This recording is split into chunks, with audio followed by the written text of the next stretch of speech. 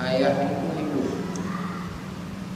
Apa yang membedakan hidup hayah, hidup makhluk dengan hidup Allah Subhanahu wa taala?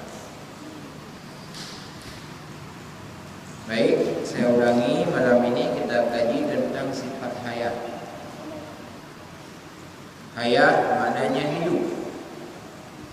Apa yang membedakan hidup makhluk dengan hidupnya Allah? Karena Allah bersifat laisa kamitslihi syai'un wa huwas samiul basir. Tidak boleh ada sesuatu yang serupa dengan Allah. Jadi kalau ada yang terbayang di benak kita, tergambar di benak kita, tertasrif di hati kita, terpikir di alam pemikiran kita, begini Tuhan, itu bukan Tuhan. Karena Tuhan bermakna Allah laisa kamitslihi syai'un wa huwas samiul basir. Kalau begitu, ketika kita mendengar hayat, hidup tentu harus berbeda dengan hidup lainnya. Makhluk hidup, tumbuhan hidup, manusia hidup, jin hidup, malaikat hidup. Juga makhluk hidup. Tapi hidup itu kullu nafsin dha'iqatul maut. Dia satu saat akan berakhir. Ya. Maka kita pahami malam ini tentang hayat. Mari buka halaman 30. Ya. Wahiya wal hayatu wahiya la tu'allaku bisyai'in. Haya, dianya haya, yaitu sifat yang tidak pernah hubungan dengan sesuatu yang lain. Dia hidup dengan sendirinya. Apa maknanya? Apa artinya? Yang keempat daripada sifat ma'ani itu haya, yaitu sifat hidup yang tiada dia bernyawa, tiada dia dengan nafas, dan tiada dia dengan mazajih, yakni kejadian yang keempat, anasir, dan tiada hidup dia dengan sebab makan dan tasrif haya itu wahya sifatun ubudiyatun tasihun liman qamat bihi al-fitra.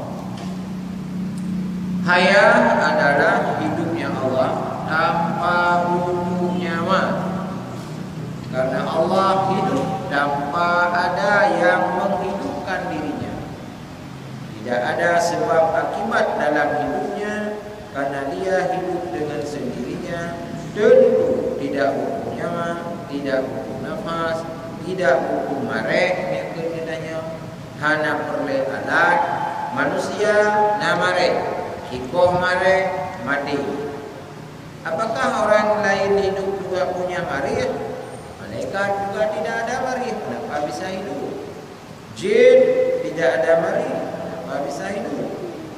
Maka Allah tidak akan samalah apa yang kita bayangkan. Dia hidup tanpa punya nyawa, tanpa nafas, tanpa sebab akibat. Hidup dia ada pada diri sendiri. Ketika tidak lagi kita pahami bagaimana hidupnya Allah, itulah hayat pada Allah Subhanahu wa taala. Sedangkan benda yang lain dia hidup ada hubungan dengan sebab akibat. Taruhlah dakun mata udip. Pakan udip mata dapat patre nah hubungan dengan talau nah hubungan dengan jinamu nah hubungan dengan jenamu stakal. Patre nah hubungan dengan dia, patre nah hubungan dengan elemen, patre nah hubungan di dalamnya magnet. Bila hilang salah satu instrumen, patre tidak berfungsi, yuasa tidak berfungsi, sehingga mobil tidak akan hidup. Kenapa hidupnya mobil? Butuh sebab akibat, butuh instrumen yang lain, elemen yang lain, sehingga kehidupan sesuatu ada sangkut paut dengan sesuatu yang lain. Sedangkan hidup Allah la tata'allaqu bi syai'in, yang tidak ada hubungan dengan sesuatu yang lain. Dia hidup pada diri sendiri, itulah disebut sifat ma'ani. Apa yang dimaksud sifat ma'ani? Sifat yang melekat dengan zat. Wujudnya Allah, hayahnya Allah. Wujudnya Allah, alimnya Allah. Wujudnya Allah, qadirnya Allah, melekat dengan sifatnya. Itulah sifat Allah Subhanahu wa ta'ala yang masuk dalam kategori sifat ma'ani. Ada 7. Mulai kudrah, iradah, ilmu, haya, sama, basar, kalam. Itu sifat ma'ani. Dia melekat dengan zat yang tanpa hubungan dengan unsur yang lain. Itulah Allah kita oleh ulama mutakalimin memasukkan dalam sifat ma'ani agar pemahaman manusia, i'tiqad manusia tidak terbayang Tuhan itu butuh ke yang lainnya. Itulah sifat ma'ani, sifat yang melekat dengan zat. Jadi jangan sama sekali kita bayangkan Fakan Allah hudib ada bulan, Allah hudib dengan nyawa, tidak. Allah hudib dengan nafas, tidak. Saya fakan hudib dengan nyawa. Ketika nyawa enggak ada hudib. Pan hubungan hudib bak mare, ikoh mare mati. Mana hubungan ngamare, takut mati. Kajet pada makhluk yang tak bayangkan lagi yang hubungan hidup dengan mare. Malaikat bagaimana? Juga makhluk hidup. Jin bagaimana? Namare? Kan tidak.